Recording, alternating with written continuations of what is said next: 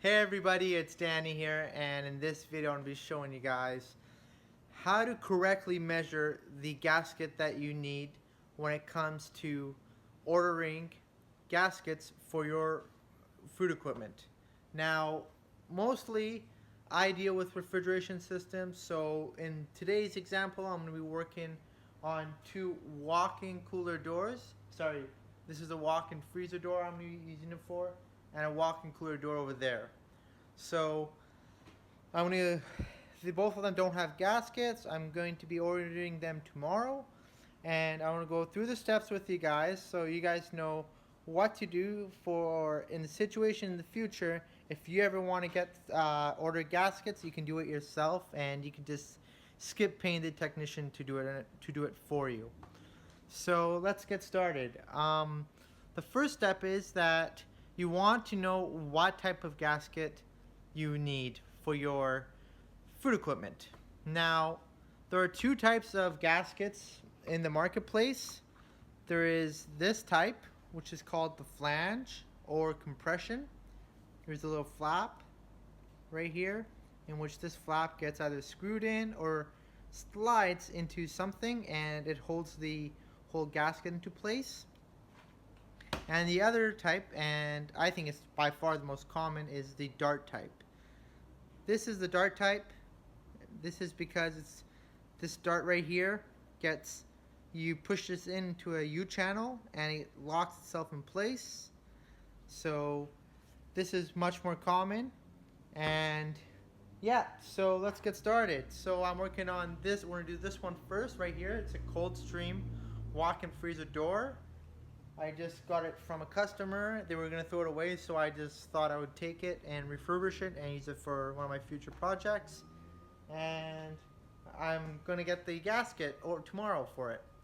So first thing you want to do is determine what type of gasket you need. Now, if you look, it's pretty obvious that in this case we need a dart style gasket. The reason is because that there's a little channel that goes along the whole door. So this is where the gasket gets pushed into. So once we know it's a dart style, you can go ahead to the next step, and that is to take some measurements. Now I'm going to flip the camera so you guys can see what I can see, and I'll take some measurements and show you how it's done. Okay, so needless to say, when you're taking these measurements, what you want to do is try to make sure you put the doors flat as possible so you can make accurate measurements. So first thing is you want to slide in your tape measure into one of the U channels here, one of the slots, and you want to take down the measurement of the width. So in this case, we are sitting at 35 1/4 for our width from center to center, or some people like to call it dart to dart. And then we can go from top to bottom. This is our height. This one we are sitting at 79 1/2. So before we forget these numbers, we want to write these down. So I'll write down here for let's write freezer door.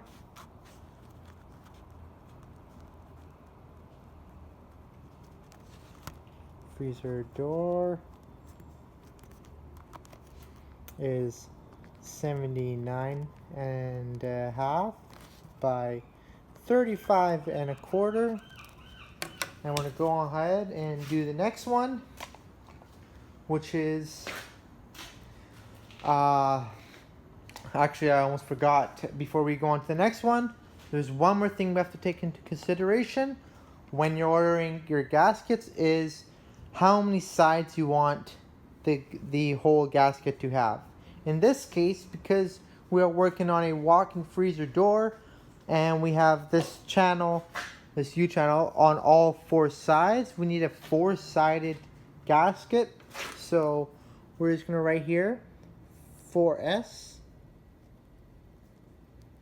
So that just means 4 sides. Whereas for this one, later I'm going to be showing you guys, we only need 3 sides. And I'll show you why later.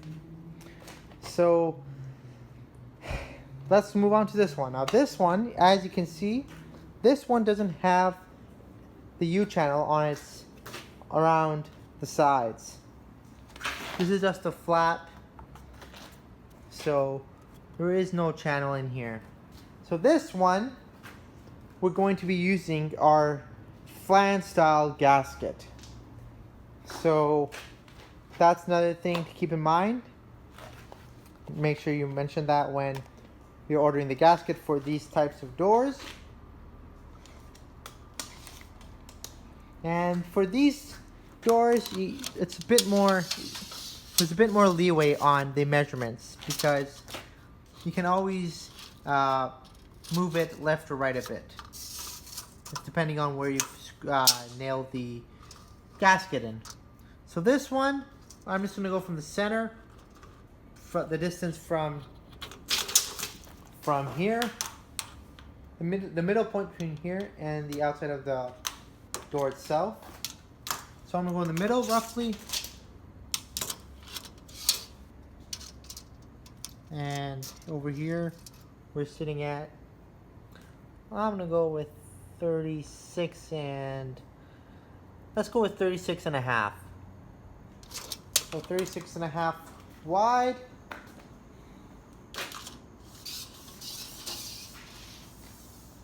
And for length, you can always go a bit more on the length because you can just cut it off after. So for the length, I'm just going to go with, say, 80. Yeah, let's go with 80. So I'm going to go with 80. So that's 80 by 36 and a half. So this is for our cooler door.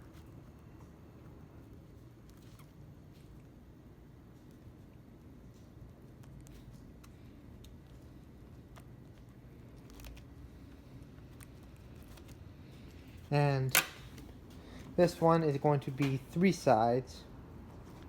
And I'll tell you why in a sec. So this one came off of a walk-in cooler. It's hard to see, but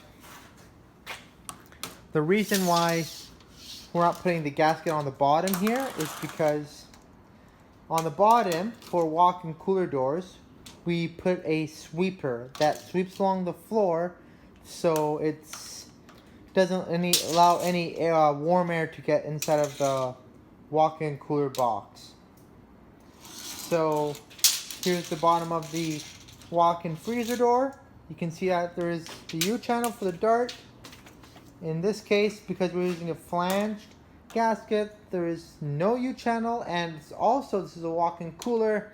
And for the bottom, we just install a sweeper. So that's why this is 3 sides and this one is 4 sides.